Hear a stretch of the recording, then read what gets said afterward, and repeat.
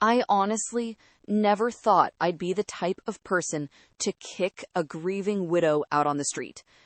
But when I found what was in her purse, I didn't just kick her out, I changed the locks while she was at the grocery store. Here is the situation. My dad passed away last week after a long battle with cancer. It was devastating. But the drama started way before the funeral even ended. See, the house we lived in, it wasn't my dad's. It was my biological mother's house, left entirely to me in a trust when she died 15 years ago. My dad was allowed to live there until he passed, and his wife, Linda, was barely tolerated. I told Linda explicitly that she had 30 days to find a new place because I intend to sell the property. She cried, played the victim, and said she had nowhere to go. I almost felt bad. Almost.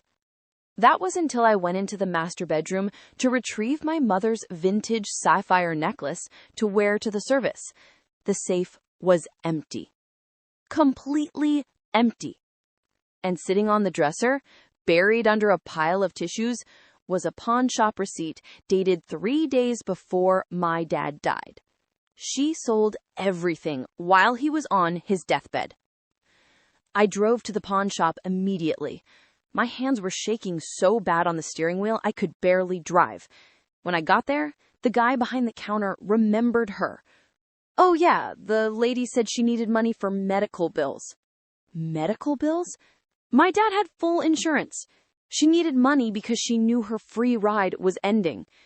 I had to pay $5,000 of my own savings just to get my mother's jewelry back right then and there. When I got home, Linda was sitting in the kitchen drinking tea like nothing happened. I walked in, slammed the jewelry box on the table, and asked her to explain. You know what she said? She didn't even deny it. She looked me dead in the eye and said, "Your father would have wanted me to be secure. You have the house. Why do you need old rocks?" Old rocks? That was my mother's legacy. She started screaming that I was greedy, that I was leaving her with nothing, and that she deserved a severance for taking care of my dad. A severance? Like she was an employee? That was the moment I realized this wasn't grief. This was a robbery in progress. I told her to get out. She refused. She said, "You can't evict me without notice. Watch me." Technically, she was right about the notice period for a tenant, but she wasn't a tenant. She was a guest who had just committed grand larceny. I called the police non-emergency line and reported the theft, showing them the pawn receipt and the trust documents proving the jewelry was mine. While the officers were on the way, I packed her bags, every single thing she owned. When the police arrived, they told her she could either leave voluntarily or they could arrest her for the theft of items valued over $5,000. You should have seen her face crumble. She chose to leave. Now, my phone is blowing up. My dad's side of the family is calling me a monster. They're saying, "She's an old woman. How could you?" And it's just jewelry. Just jewelry? It was the only thing I had left of my mom. I'm sitting in this empty house, the locks are changed, and I have my necklace back. I feel totally vindicated, but everyone is telling me I'm heartless. So, tell me, am I the asshole for choosing my mother's memory over my stepmother's comfort? Here is a little update since everyone is asking. The family group chat has been absolutely toxic. My aunt actually threatened to sue me on Linda's behalf for emotional distress. I literally laughed out loud when I read that text. I spoke to a lawyer this morning just to be safe. He assured me that since the house is in a trust and she stole property, I'm in the clear legally.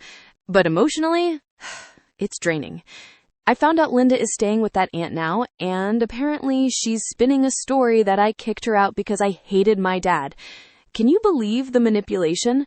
I'm planning to sell the house sooner than expected just to cut all ties with this toxic mess. I'm taking the jewelry and moving across the country. Sometimes you have to burn the bridge to stop the enemy from following you.